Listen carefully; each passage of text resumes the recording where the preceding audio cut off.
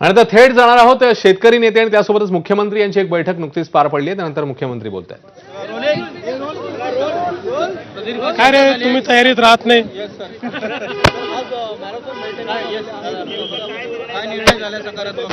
असं आहे की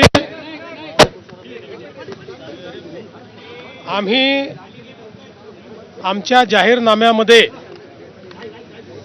शेतकऱ्यांच्या कर्जमाफीच्या संदर्भातली घोषणा केली होती. त्या संदर्भात आम्ही मागच्या काळामध्ये एक समिती तयार करून कर्जमाफी कशी करायची, दीर्घकालीन उपाययोजना काय करायच्या, अशा सगळ्या गोष्टींचा निर्णय केला होता. कारण कर्जमाफी हा एक भाग आहे, पण शेतकरी वारंवार कर्जाच्या विळख्यात अडकतो आणि म्हणून त्यांना आपण बाहेर कसं काढू शकतो अशा प्रकारचा सगळा विचार व्हावा अशा प्रकारची अपेक्षा होती.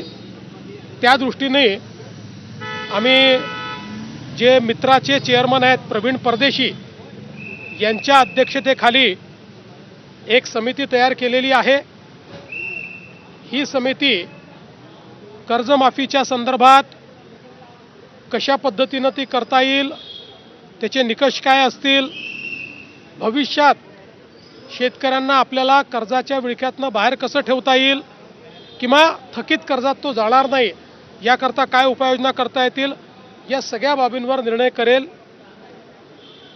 त्या संदर्भात आम्ही असा निर्णय आज केला आहे की एप्रिल महिन्याच्या पहिल्या आठवड्यात या कमिटीने आपलं कामकाज पूर्ण करावं आणि आम्हाला कर्जमाफी कशी करायची, त्याचे काय निकष ठरवायचे या संदर्भातला एक अहवाल द्यावा आणि या अहवालावर कर्जमाफीच्या संदर्भातला जो निर्णय आम्हाला करायचा आहे तो 3 महिन्यात म्हणजे 30 जून 2026 पूर्वी करण्याचा आम्ही निर्णय केलेला आहे. त्यामुळे आता सगळे टप्पे आम्ही या ठिकाणी ठरवलेले आहेत.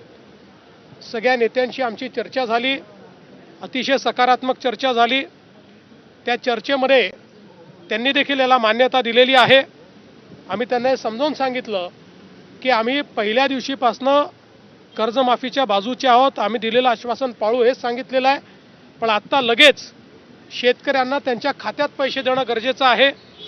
कर्जाची वसुली जून महिन्यात होणार आहे आणि आत्ता जर आपण शेतकऱ्यांच्या खात्यामध्ये पैसे दिले नाहीत तर शेतकरी रबीचा पेरा देखील करू शकत नाही. आणि म्हणून पहिल्यांदा तात्काळ शेतकऱ्यांना जे त्यांच्या खात्यात पैसे दिले पाहिजे त्याची सगळी तरतूद आम्ही केलेली आहे आणि ते पैसे आता शेतकऱ्याच्या खात्यामध्ये जाणं सुरू झालेलं आहे. जवळपास आज आम्ही अंदाज घेतला तर जवळपास 8,500 कोटी रुपये रिलीज झाले आहेत. त्यातले 6,000 कोटी प्रत्यक्ष खात्यामध्ये गेले आहेत आणि पुढच्या 2 दिवसात उरलेले पैसे जाणार आहेत. अजून 11,000 कोटी रुपये हे काल आम्ही जे कॅबिनेटला परवा मान्य केले तेही आता येत्या 2 ते 3 दिवसात रिलीज होणार आहेत आणि तेही शेतकऱ्यांच्या खात्यामध्ये जातील. आणि अजून 1,500 कोटीची आम्ही प्रोव्हिजन केलेली आहे. त्यामुळे आत्ता शेतकऱ्यांच्या खात्यामध्ये पैसे जाणं हे महत्त्वाचं आहे, ते आम्ही जाणं सुरू केलेलं आहे. आणि माझा अंदाज आहे की पुढच्या 15 ते 20 दिवसात 90% शेतकऱ्यांच्या खात्यात हे पैसे पोचून जातील. 10% कदाचित अनेक वेळा आम्हाला अनुभव आहे, खात्याच्या अडचणी असतात, त्या जाऊन सोडवाव्या लागतात, मल्टिपल खाती असतात, अशा प्रकारच्या गोष्टी असतात. त्यामुळे तेही आम्ही त्यांचंही जे बाकी 10% आहेत त्यांचंही आम्ही त्या ठिकाणी पूर्ण करू. आणि फॉर्च्युनेटली याला कुठली आचारसंहिता नसते, त्यामुळे आचारसंहिता लागली तरी ही मदत त्यांच्या खात्यामध्ये जाऊ शकते. त्यामुळे आम्ही त्यांना समजावून सांगितलं की पहिल्यांदा ही मदत देणं हे महत्त्वाचं आहे, त्यामुळे ती मदत आम्ही देऊ आणि मग ही जी काही कमिटी आम्ही केलेली आहे या कमिटीचा रिपोर्ट घेऊन त्याच्या आधारावर आम्ही ही कर्जमाफी करू. आणि त्याला त्यांनीही सकारात्मक अशा प्रकारची भूमिका त्याच्यावर घेतलेली आहे.